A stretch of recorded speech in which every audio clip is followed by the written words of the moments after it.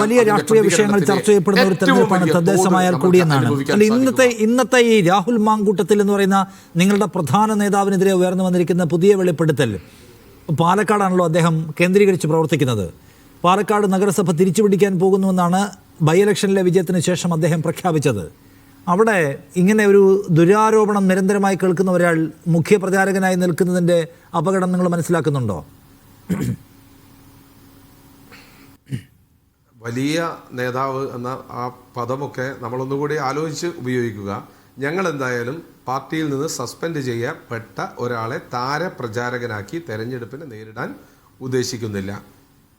അദ്ദേഹത്തിനെതിരെ വന്ന ആരോപണങ്ങൾ അത് ഒന്നുകിൽ തെളിയിക്കപ്പെടുന്നതുവരെ, പൊതുസമൂഹത്തിന് ആ വിഷയം പൂർണ്ണമായി മാറ്റപ്പെടുന്നതുവരെ ഔദ്യോഗികമായി ഇന്ത്യൻ നാഷണൽ കോൺഗ്രസിന്റെ അകത്തേക്കോ താരപ്രചാരണ രംഗത്തേക്കോ ഒന്നും അദ്ദേഹം കടന്നു വരില്ല. അതുകൊണ്ട് ആ വിഷയത്തിനെ ഇപ്പോൾ അവസരം നോക്കിക്കൊണ്ട് തെരഞ്ഞെടുപ്പിൽ ഉമ്മൻചാണ്ടി സാറെ ഒരു കാലത്ത് ആക്രമിച്ചതുപോലെ അവസരം നോക്കിക്കൊണ്ട് വെളിപ്പെടുത്തൽ രാഷ്ട്രീയത്തിന്റെ ഒരു ഭൂതകാലം കേരളത്തിലുണ്ട്. ആ ഭൂതകാലം സ്വർണ്ണക്കൊള്ള കേരളത്തിലെ പത്രങ്ങളിൽ മാധ്യമങ്ങളിൽ വാർത്തയാകുമ്പോൾ MLA-മാർ ഗോതമ്പുണ്ട തിന്നാൻ തുടങ്ങുന്ന സമയത്ത്, ഒരു വിശ്വാസ സമൂഹം മൊത്തമായിക്കൊണ്ട് ഈ സർക്കാരിനെതിരെയും പാർട്ടിക്കെതിരെയും തിരിയുന്ന സമയത്ത് ഒരു ക്യാപ്സ്യൂൾ എന്ന നിലയ്ക്ക് കൊണ്ടുവന്നതാണ് എങ്കിൽ അത് ചീറ്റിപ്പോകും എന്ന കാര്യത്തിൽ യാതൊരു സംശയവുമില്ല. അല്ല, ഈ വെളിപ്പെടുത്തൽ സ്ട്രാറ്റജി എന്ന് പറയുന്ന സംഗതി നിങ്ങൾക്ക് ആരോപിക്കാൻ കഴിയുന്ന ഒരു കാര്യമാണ്. പക്ഷേ നിജേഷ്, ഒരു കാര്യമുണ്ട്, ഈ ഇടയ്ക്കിടയ്ക്ക് വെളിപ്പെടുത്തൽ വരാൻ സാധ്യതയുള്ള വഷളന്മാർ കൂടെ ഉണ്ടെങ്കിൽ അവരെ അങ്ങ് മാറ്റി നിർത്തുന്നതല്ലേ നിങ്ങൾക്ക് സേഫ് ആവാൻ ഏറ്റവും നല്ല മാർഗം. നിങ്ങൾ പക്ഷേ സസ്പെൻഡ് ചെയ്തെന്നൊക്കെ പറയുന്നു, അതിന്റെ കടലാസൊന്നും ഞാൻ കണ്ടില്ല.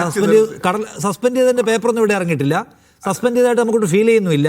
പാലക്കാട്ടെ നേതാക്കന്മാർ മുഴുവൻ അയാളെ കൊണ്ടു നടക്കുകയാണ്. അവിടുത്തെ മുഴുവൻ പരിപാടിയിൽ അയാൾ പങ്കെടുക്കുന്നുണ്ട്. സ്ഥാനാർത്ഥി പ്രഖ്യാപനത്തിൽ വരെ പങ്കെടുത്തു. അയാൾ പാർട്ടിയെ റെപ്രസെന്റ് ചെയ്ത് ഭരണാധികാരിയെ കാണുന്ന കണ്ടു. നിങ്ങൾ സസ്പെൻഡ് ചെയ്യാന്നൊക്കെ പറഞ്ഞാലേ അതിനൊക്കെ ഒരു അർത്ഥമുണ്ട്. അതൊന്നും കോൺഗ്രസിലില്ല. അതിന്റെ വലിയ വർത്തമാനവും നിങ്ങൾ പറയല്ലേ? അല്ല, വലിയ വർത്തമാനം തന്നെയാണ് പറയുന്നത്. ഒരു MLA ആയതിനു ശേഷം അദ്ദേഹത്തിന്റെ ആദ്യത്തെ നിയമസഭാ സമ്മേളനത്തിനിടയിൽ അദ്ദേഹം എന്താ കോൺഗ്രസ് മെമ്പർമാരൊപ്പം ഇരുന്നോ? നിങ്ങൾ കണ്ടോ? ഞങ്ങൾ അവിടെ കത്ത് കൊടുത്തില്ലേ? നിയമസഭാ സെക്രട്ടറിക്ക്, സ്പീക്കർക്ക് കത്ത് കൊടുത്തില്ലേ ഞങ്ങളോട് ഇരുത്തണ്ടെന്ന്? അത് അയാൾ ഒരു ദിവസം വന്ന് തിരിച്ചു പോയില്ലേ? ആ കടലാസിന് വിലയില്ല എന്നൊന്നും പറയണ്ട. കോൺഗ്രസിന്റെ ഔദ്യോഗികമായ KPC യോഗത്തിന് വന്നു. OJ ജനീഷ് ആണ് യൂത്ത് കോൺഗ്രസിന്റെ പ്രസിഡന്റ്. OJ ജനീഷ് അല്ലാതെ അദ്ദേഹമാണോ യൂത്ത് കോൺഗ്രസിന്റെ പ്രസിഡന്റ്? അദ്ദേഹം MLA സ്ഥാനത്ത് തുടരുന്നു എന്നതിനപ്പുറത്തേക്ക് അദ്ദേഹം MLA എന്ന നിലയിൽ ആ പാലക്കാട് കോൺസ്റ്റിറ്റ്യുവൻസിക്കകത്തുള്ള പരിപാടികൾ പങ്കെടുക്കുന്നു എന്നതിനപ്പുറത്തേക്ക് ഏതെങ്കിലും പാലക്കാട് നിയമസഭാ പരിപാടി പങ്കെടുക്കുന്ന ഒറ്റയ്ക്കല്ല. പാലക്കാട് നിയമസഭാ പരിപാടിയിൽ അദ്ദേഹം പങ്കെടുക്കുന്ന ഒറ്റയ്ക്കല്ല, കൂടെ കോൺഗ്രസ്സുകാരുണ്ട്. അദ്ദേഹം ഒരു ദിവസം വന്നല്ലോ നിയമസഭയിൽ, കൂടെ കൊണ്ടുവന്ന ഒരു യൂത്ത് കോൺഗ്രസ് നേതാവല്ലേ കൊണ്ടുവന്നത്. ഇവിടെ അദ്ദേഹം സ്ഥാനാർത്ഥി പ്രഖ്യാപന പരിപാടിയിലൊക്കെ പങ്കെടുക്കുകയാണ്. അപ്പോൾ അദ്ദേഹത്തെ പുറത്താക്കി അല്ലെ സസ്പെൻഡ് ചെയ്യുന്നൊക്കെ നിങ്ങൾ പറയുന്നത് നിങ്ങൾ ശരിയാണ്. VD സതീശൻ്റെ കൂടെ ഇരിക്കാൻ സമ്മതിക്കുന്നില്ല, നിയമസഭയിൽ പറ്റുന്നില്ല. താഴെ അയാളുടെ പ്രവർത്തന മണ്ഡലം ഏതാണ്? പാലക്കാടാണ്. അവിടെ അയാൾക്ക് എല്ലാ തരത്തിലുള്ള സൗകര്യം കോൺഗ്രസ്സുകാർ ചെയ്തു കൊടുക്കുന്നുണ്ട്. കോൺഗ്രസിൻ്റെ ആഫീസിൽ പുള്ളി നിരന്തരമായി കയറി ഇറങ്ങി പരിപാടികളിൽ പങ്കെടുക്കുന്നുണ്ട്. നമ്മളെല്ലാം കണ്ടുകൊണ്ടിരിക്കുന്നതല്ലേ. അതിന്മേൽ ഈ തർക്കിച്ച സമയങ്ങളുടെ കാര്യമില്ലല്ലോ. അപ്പോൾ അങ്ങനെ ഒരാളെ നിങ്ങളുടെ പ്രാദേശിക നേതൃത്വം കൊണ്ടു നടക്കാനാണ് ഉദ്ദേശിക്കുന്നതെങ്കിൽ ഇപ്പോൾ വരുന്ന വെളിപ്പെടുത്തലിൻ്റെ ഭാരവും നിങ്ങളങ്ങ് എടുക്കണം. അത് രണ്ടും കൂടി അത് ഞങ്ങൾ എടുക്കത്തില്ല, ഇത് ഞങ്ങൾക്ക് വേണം താനും. ആ പരിപാടി എങ്ങനെ ശരിയാവുന്നേ? ആ വെളിപ്പെടുത്തലും അതിനുള്ള കേസും കാര്യങ്ങളും ഒക്കെ നടക്കട്ടെ, പൊതുസമൂഹത്തിന് മുമ്പിലേക്ക് വരട്ടെ. അദ്ദേഹം പങ്കെടുത്ത ഒരു പരിപാടിക്കകത്ത് മന്ത്രി ശിവൻകുട്ടി പങ്കെടുത്തല്ലോ. അദ്ദേഹം ഒരുമിച്ചിരുന്ന് പരിപാടിയിൽ പങ്കെടുത്തില്ലേ? ഒരിക്കലും അവിടെ കയറാൻ സമ്മതിക്കില്ല, ഇറങ്ങിക്കഴിഞ്ഞാൽ തട്ടിക്കളയും എന്ന് പറഞ്ഞില്ലേ?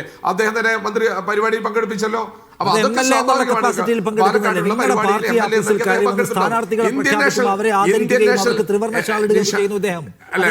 സസ്പെൻഷനുള്ള ഒരാൾക്ക് അയാൾ നിങ്ങളുടെ പാർട്ടിയുടെ ഭാഗമായി തന്നെ പോകുന്നു. നിങ്ങൾക്ക് തന്നെ അറിയാം, നാട്ടുകാരെ പറ്റിക്കാൻ വേണ്ടി സസ്പെൻഷൻ ഓർഡർ ഇറക്കിയ പോലെ. ഓർഡർ ഒന്നും ഇറക്കിയിട്ടില്ല, പറഞ്ഞിട്ടേ ഉള്ളൂ.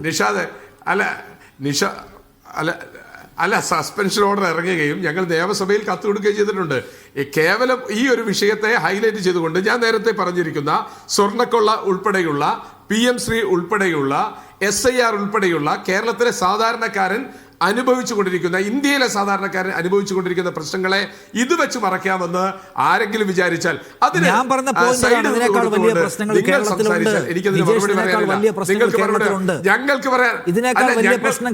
ഞാൻ സിമ്പിളായിട്ട് ചോദിക്കാം, ഇതിനേക്കാൾ വലിയ പ്രശ്നം കേരളത്തിലുണ്ട്. പക്ഷെ അടിക്കാനുള്ള വടി ആരാ കൊടുക്കുന്നേ? രാഹുൽ മാങ്കൂട്ടത്തിലെ അന്ന് യൂത്ത് കോൺഗ്രസിന്റെ സംസ്ഥാന അധ്യക്ഷ പദവിയിൽ നിന്ന് മാറ്റി. നിങ്ങളൊരു മീനിങ് ഫുൾ ആയിട്ടുള്ള സസ്പെൻഷൻ കോൺഗ്രസിന്റെ ഒരു കടവരാന്തയിലും അയാളെ അടുപ്പിക്കില്ല എന്ന് നിലയെടുത്തിരുന്നെങ്കിൽ ഇപ്പൊ ഈ കൊണ്ടുവരുന്ന പൊട്ടാസ് പൊട്ടില്ലായിരുന്നു. ഇതിപ്പോ സംഭവം അയാൾ തിരിച്ചു വരികയാണ്. അയാൾക്ക് മുസ്ലിം ലീഗിന്റെ വേദി കിട്ടുകയാണ്. കോൺഗ്രസിന്റെ വേദി കിട്ടുകയാണ്, പരിവാരങ്ങളായി കോൺഗ്രസിന്റെ ഖദറിട്ട നേതാക്കൾ വരികയാണ്. അപ്പോൾ വീഴുന്ന ഏത് ബോംബും പൊട്ടും. ചീറ്റിക്കാമായിരുന്നു മാറ്റി നിർത്തിയിരുന്നെങ്കിൽ. ഇപ്പൊ അയാളെ നൈസായിട്ട് നിങ്ങൾ കൊണ്ടുവരാൻ നോക്കുമ്പോൾ നിങ്ങൾ അനുഭവിക്കും. ഞങ്ങളുടെ ഭാഗമായിട്ട് കയറ്റ അത് അതെങ്ങനെ പറ്റിയ രണ്ടും കൂടെ പറ്റില്ല കേട്ടോ. നിഷാദിന് ഒരു സംശയവും വേണ്ട. കോൺഗ്രസ് പാർട്ടിയിൽ നിന്ന് സസ്പെൻഡ് ചെയ്തു. കടലാസ് വേണമെങ്കിൽ നിങ്ങൾക്ക് അയച്ചുതരാം. നിയമസഭയിലുള്ള രേഖ അവിടെയുണ്ട്. എന്തുകൊണ്ട് അദ്ദേഹം UDF നിയമസഭാ കക്ഷിയുടെ ഒപ്പം ഇരുന്നില്ല? അദ്ദേഹം സസ്പെൻഷനിലായതുകൊണ്ടല്ലേ, മാറ്റി നിർത്തിയത് കൊണ്ടല്ലേ? അതുകൊണ്ട് ഈ ഒരു വിഷയത്തിൽ ഏത് തരത്തിലാണെങ്കിലും ആ അന്വേഷണത്തെ ഞങ്ങൾ സ്വാഗതം ചെയ്തതാണ്. അന്വേഷണം വരട്ടെ, തെളിയിക്കപ്പെടട്ടെ, മുന്നോട്ട് പോകട്ടെ. ഇനിയും പരാതികളുണ്ടെങ്കിൽ ആ പരാതികൾക്കനുസരിച്ചുള്ള അന്വേഷണ കമ്മീഷൻ വരട്ടെ. നമ്മളെ ഇന്ത്യൻ നാഷണൽ കോൺഗ്രസിനെ സംബന്ധിച്ചിടത്തോളം അങ്ങനെ ഒരു വിഷയം എടുത്ത് തലയിൽ വെക്കേണ്ട സാഹചര്യമില്ല. ഞാൻ പറഞ്ഞത് ഒറ്റ കാര്യം നിങ്ങൾക്കറിയാമല്ലോ. ഇന്നത്തെ ഈ പ്രധാനപ്പെട്ട ചർച്ചയ്ക്കകത്തു നിന്ന് നിങ്ങൾ ഇൻട്രൊഡക്ഷനിൽ പറഞ്ഞു CPIM-ന്റെ പ്രതികളെ അയക്കാൻ അവർ തയ്യാറല്ല എന്ന് പറഞ്ഞാൽ, ഞാൻ നേരത്തെ പറഞ്ഞ PM ശ്രീ പോലെയുള്ള SIR പോലെയുള്ള ശബരിമല പോലെയുള്ള സ്വർണ്ണക്കൊള്ള പോലെയുള്ള വിഷയങ്ങളെ അഡ്രസ് ചെയ്യാൻ CPM തയ്യാറല്ല.